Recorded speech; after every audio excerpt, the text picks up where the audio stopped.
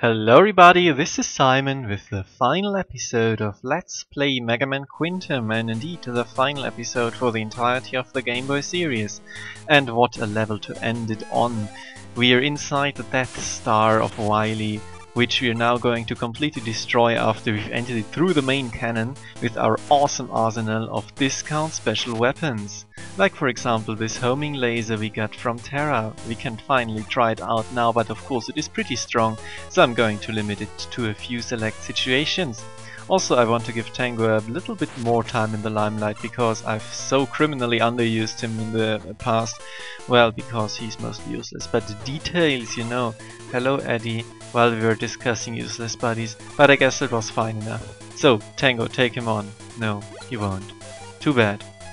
So this level is a gigantic gauntlet, comparable to some of the other endgame levels we've seen so far in the Game Boy series, of course, but this trap here, always fall for it for the first time.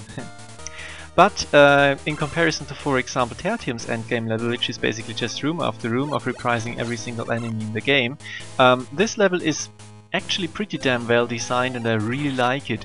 This is also why I've decided to show it off all in one go, just for your viewing pleasure. By the way, this enemy we've never seen before actually. We've seen a similar one, looks and acts the same except for the head, because in Jupiter's stage these guys exist but they don't have the stereotypical Sniper Joe heads, because we didn't know that Wily was behind it all along yet. Very nice attention to detail. This is the alternate path, it's a little shorter but it has less rewards. No Eddie, that is. And yeah, so basically I really like this level because it is really well done and it's going to have a few very interesting surprises for us.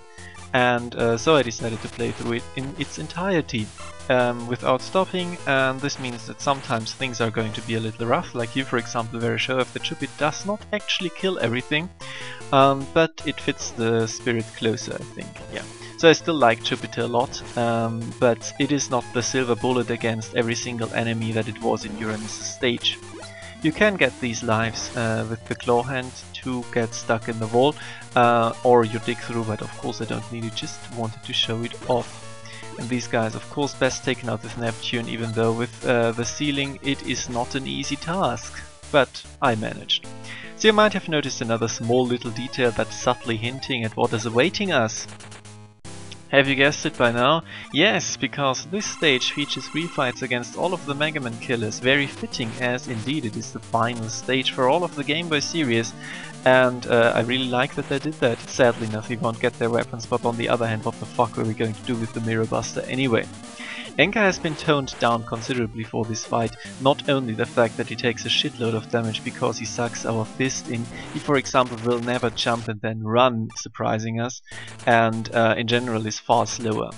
So, these downward shafts, these are going to be behind every single Mega Man killer, and I really do not like them. For example, you have to be kind of psychic to get to this notch in the wall. Thereupon we're going to meet our brother, who can give us awesome stuff like S pellets, for example. So he's like a better Eddie.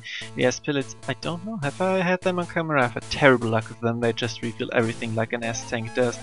But there are more goodies to be had, and little nooks and crannies. Another look at the Sniper Joe had to get stuff. The thing is, you can very easily die here, which I hate, of course. On the other hand, you can then get back up because there are checkpoints behind every single Mega Man kill. It's very generous like this, so it's not that big of a deal, but still very annoying.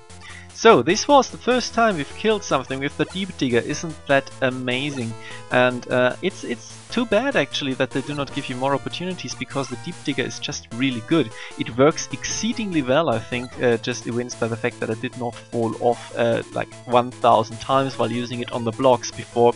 There have been worse examples, and as I've also shown off, you can of course use it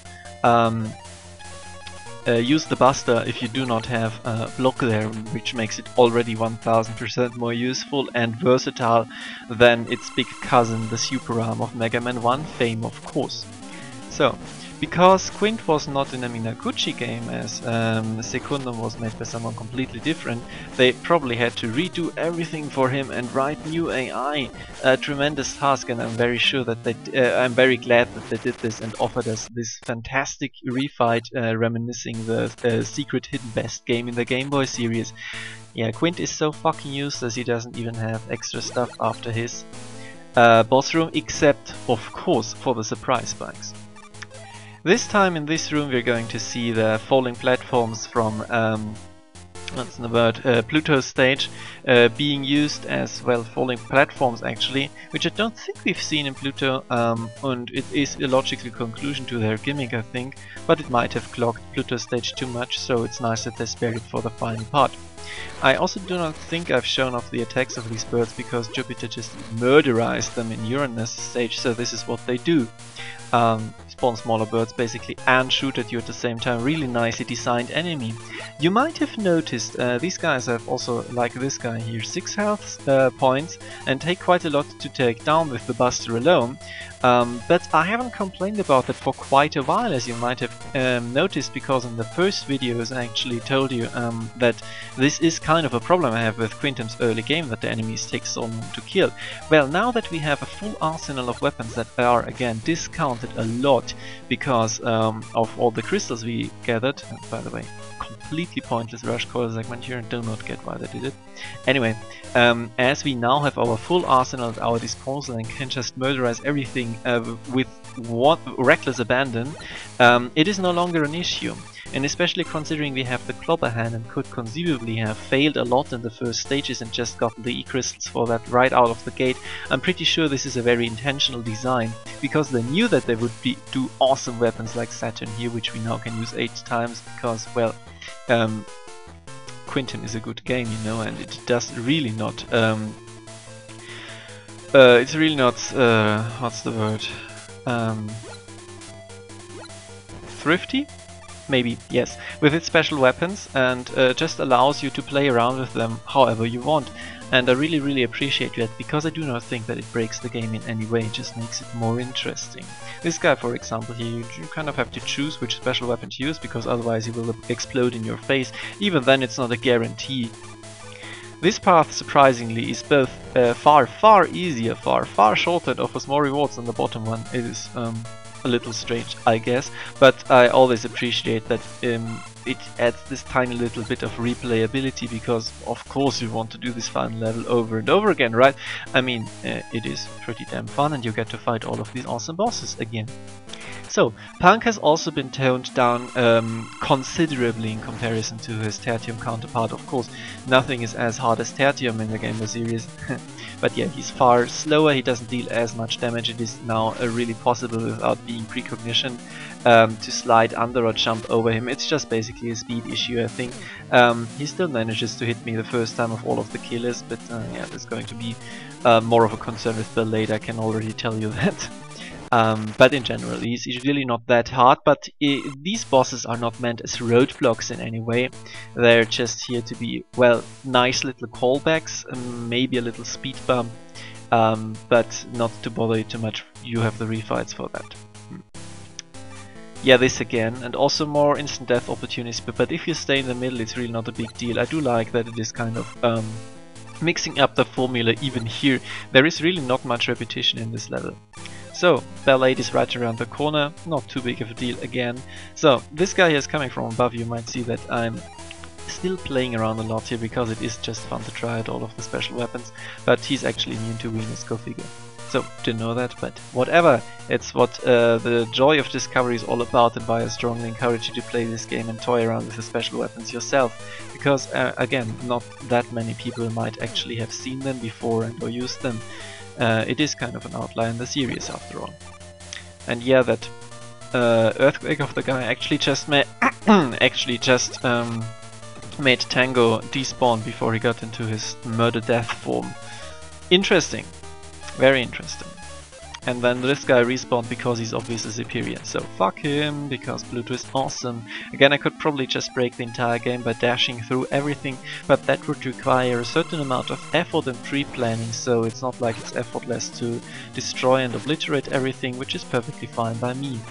Have I already mentioned that I'm really bad at fighting Belate? Because I am kind of, yes. I mean, he has a moderately easy pattern because all of Minakuti's bosses are moderately patternized, but still it's not that big of a deal to just tank all of the damage if you come here with full health. And again, doing all of this in one go, so I allow myself a few slip-ups. I hope you can understand that. So after the first and the fourth boss we have these patterned the same reward rooms for again being psychic and or dying against surprise spikes, so for not being psychic.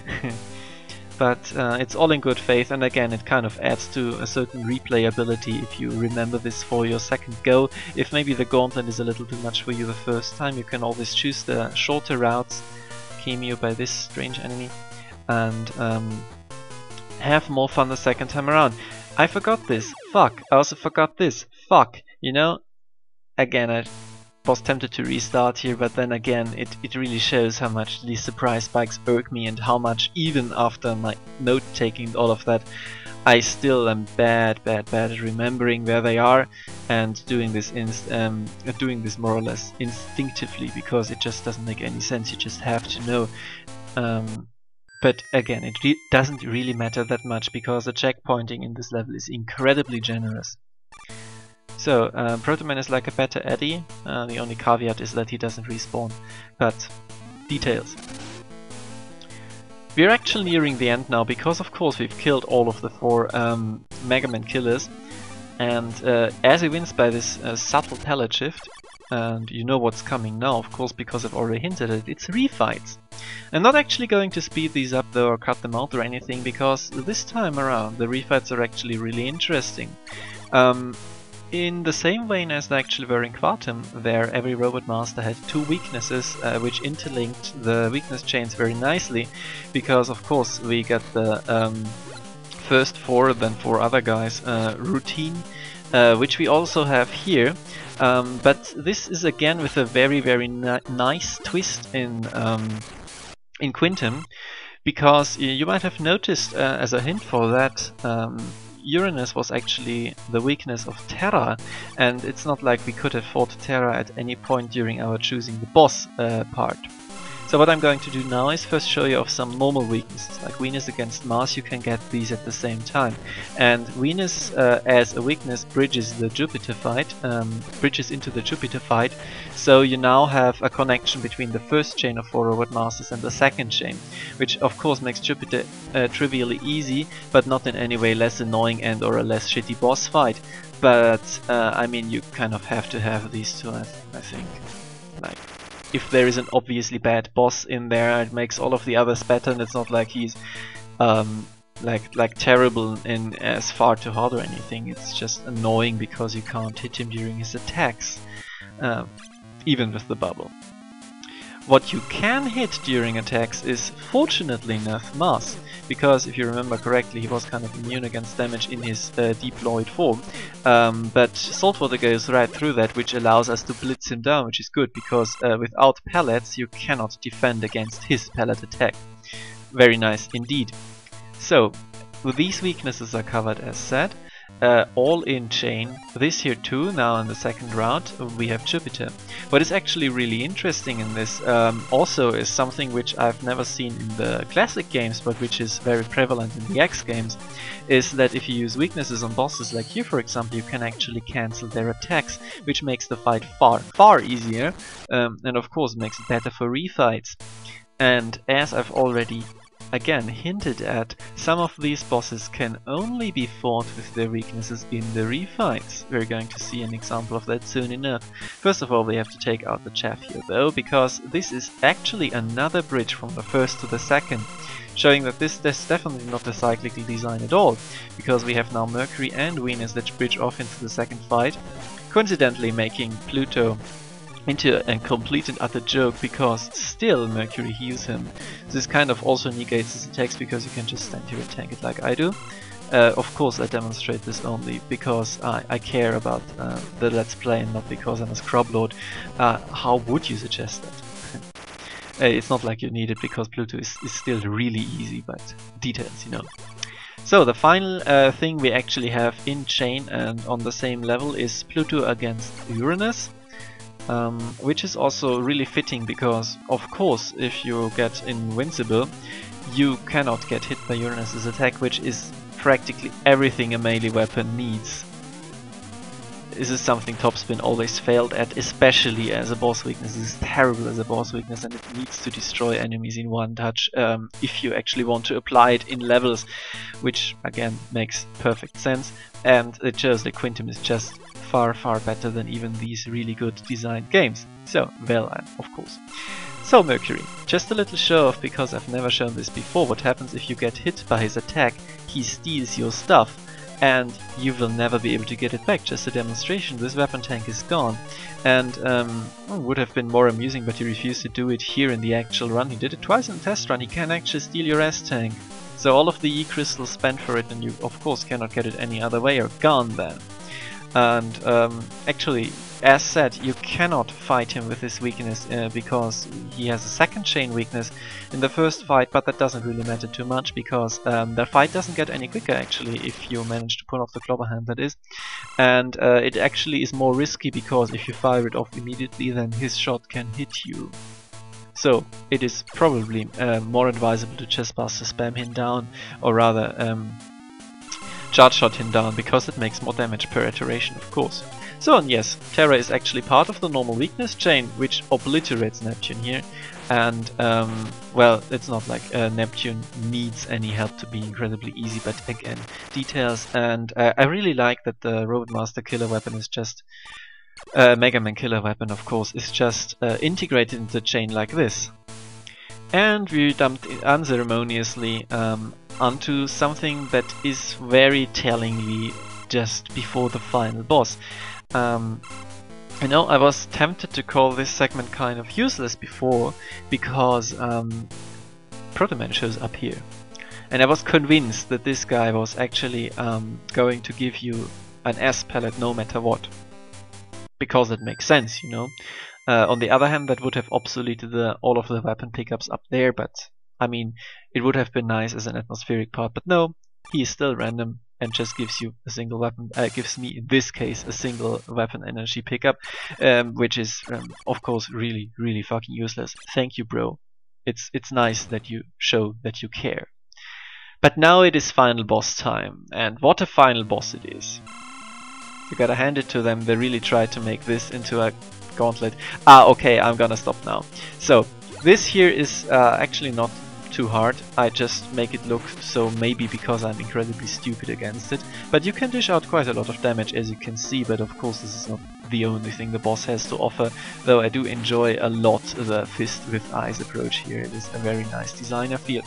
I'm going to make it short though, because you've seen everything it does. Its weakness is Neptune, which is actually pretty nice because you can fire it upwards, not like I do. You can just stand on the ground, hold up, push the fire button. That works easily. There is also a way, which I'm going to show off in the second part of this boss, to make dodging trivial, and that is just giving yourself invincibility. Pluto, you're so good at this. And it's also going to be pretty nice for the second part. What's also pretty nice is, again, the very generous checkpointing. If at any point during this fight you will game over, you just restart at the appropriate boss. Meaning that yes, it will skip straight to the second phase here, and actually spare you all of this intro here. Very nice, very nice indeed. Or let's say not game over, maybe just a kill and the game over puts you in front of the two E-tanks. I haven't tried it, but I would not put it past them. So as you can see, I'm kind of fucking up here because I'm really nervous now, because I've recorded this quite a few times. So I'm going to allow myself just a little E-tank splurging. Again, it's not that big of a deal, I feel, and I don't feel like I'm cheating you out of content or anything. Just bear with me. And here you can see how I try to use Break Dash to escape. This is going to be shown off later on as a technique far more, well, workingly. Here you can easily avoid the rocket, and you can get away from the fist, and obviously invincibility probably would have hit me here. And you have more than enough energy for that. It's really a good weapon, and it shows that this boss fight, even though it is heavily patternized, I feel is actually pretty well done, because it allows these alternate approaches which just make the fight all that more fun. The missile it fires out, it adds that little degree of randomness, which allows you to toy around with it a little and devise your own tactic. And you've got more than enough weapons again, which are really good, really nice to play around with, and which allow you that kind of experimentation. It's just not just fires forward, deals more damage than the Buster in this game. That is Mercury maybe, but it also has a very nice secondary effect. So, time for the Wily machine, which must be the most underwhelming one I've ever seen so far. But, well, details. This is basically a puzzle fight. It is also very heavily patternized. This guy here will try to pull you up into the not instant kill spikes. Then you have to fire the bomb into this thing. It took me quite a while to figure out the first time I've done this boss actually. I went in this game completely blinded. Well, good experience, definitely good experience. Of course now I can't recommend it to you, but details. And this probe thing is actually immune to pretty much every special weapon. I try a few of them just for demonstration purpose. I know that it is immune. So the Buster is the best bet for the whole fight, which is actually pretty good, I think, because it allows you to well, not have to switch weapons all the time. And in a very generous move too, here the bomb did not actually hit me. If the timer on the bomb is higher than 1, it will actually jump around, and it will do so every 2 seconds. This is all very, very consistent, and generally this fight does not have even slightly that degree of randomness which some other Wily capsules and or machines did in the past. Again, very well designed game, with the caveat that of course it kind of makes it a little repetitive and boring and tedious maybe, but I feel that it is really not that big of a deal, and it takes a while, of course, especially if you fuck it up, like here. But that was mostly because I demonstrated so much. For example, that there is one enemy in the game that does not get killed by Saturn, the probe, and or the anti-gravity thing, however you want to call it. Not boss enemy, that is. But in general, again, a very creative boss fight. I feel it could have maybe even used a little more challenge, but it's fine. It's fine. It even is very generous in giving me that surefire 1 second bomb at the end. And we've destroyed the Wily machine! Well, that was close.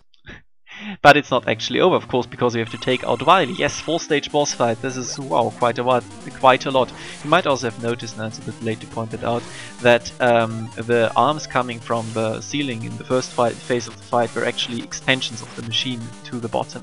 So we went up a floor in the Death Star. Very nice. And yeah, I do not feel like moderating my jump height because I'm terrible at that and I hate it. So I'm just going to use this weakness. I mean, you've seen everything it does. It's very easy and a good way to end the fight, I think. It deals enough damage, and you have to do enough to keep on your toes, but, well, nice enough. But it's still not over, because we did not actually destroy the Wily capsule, and there is story. And yes, the final boss is not actually Wily himself. It is a weapon made by Wily, or rather uncovered by Wily, which was just lying around somewhere, apparently. And he looks really awesome. This really demonstrates how badly, in my opinion, the always staying the same Mega Man sprite has aged when you can do so much with the boss, for example. It's that kind of sticking to traditions that always has made the Capcom games a little worse, in my opinion. But what is this?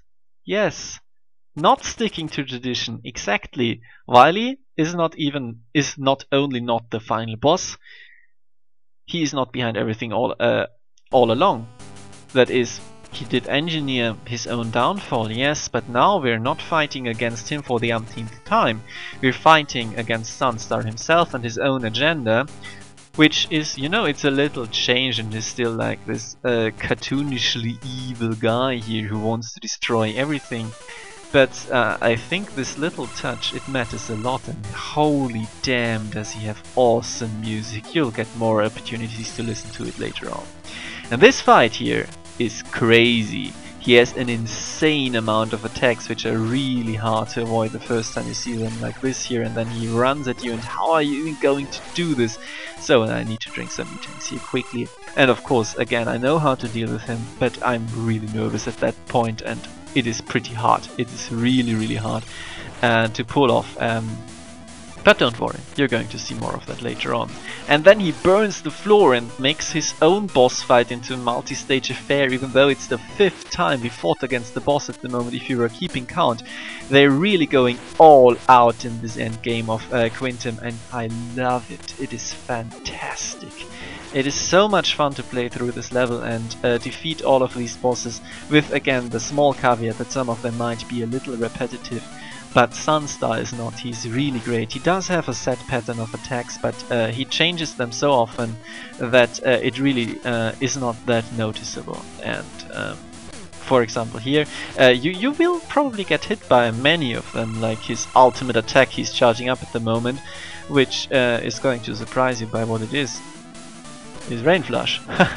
It's probably some laser rain, and he hits you twice and he destroys the stage for more. There are infinite stages here now after this point. But still, he will probably kill you the first time around, and he might even cause you a game over and all of that. But it's not actually that big of a deal, you know, because game overing at this point definitely puts you back into the Sunstar fight like it did in Quartum. It's really, really nice of them. So, let's do this properly, shall we? I've recorded this afterwards, just died against him voluntarily and 7 lives, so now you can appreciate how this is actually going to play out. I think it speaks for itself well enough, so I'm actually going to leave you alone with the music enjoying.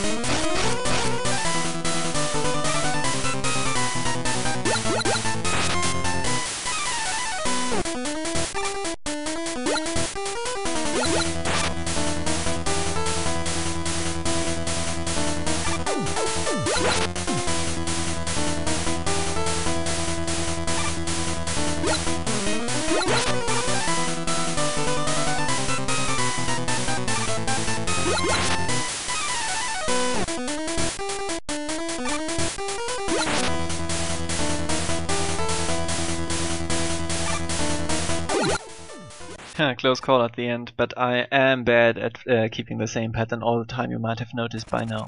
So, more cutscenes, and you know, I do not like cutscenes too much in my games when I feel they're superfluous, because story and Mega Man games, you know, whenever they crop up it is always kind of terrible. But for some reason I really like them in Quintum, you know, it is really not obtrusive, you can scroll through this very, very quickly.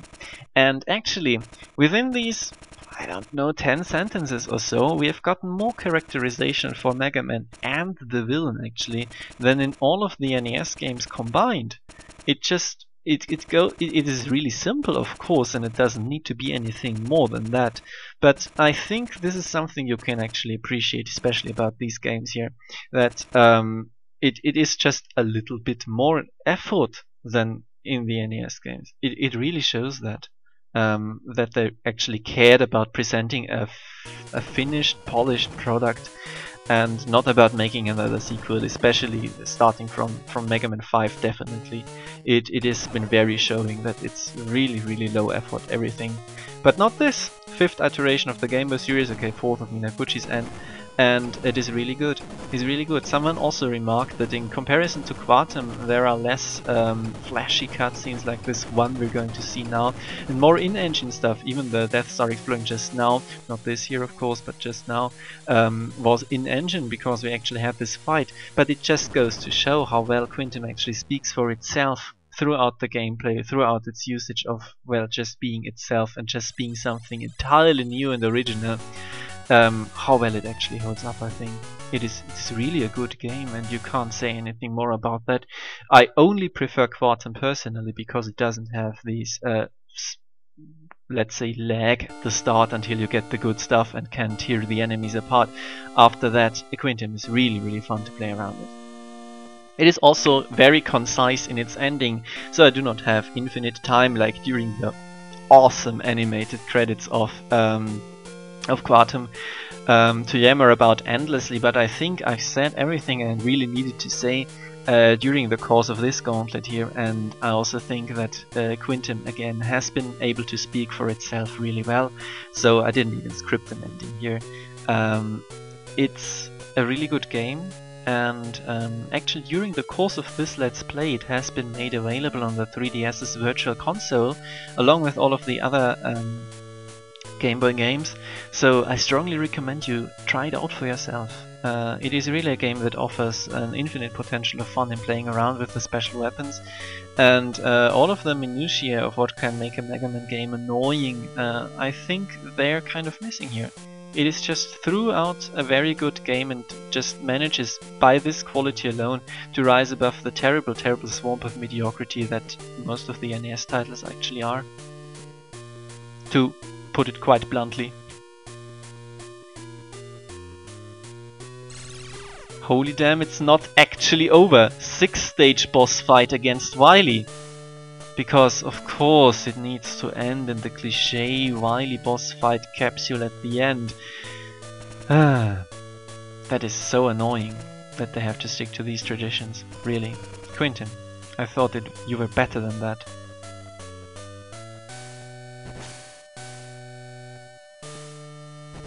But you shouldn't doubt this game, it is better than that. I love this. It is such a nice scene at the end to bookend everything, and it really, again, new sprite for Wily falling down. It just shows how much they cared, and I hope that I could bring a little of that appreciation.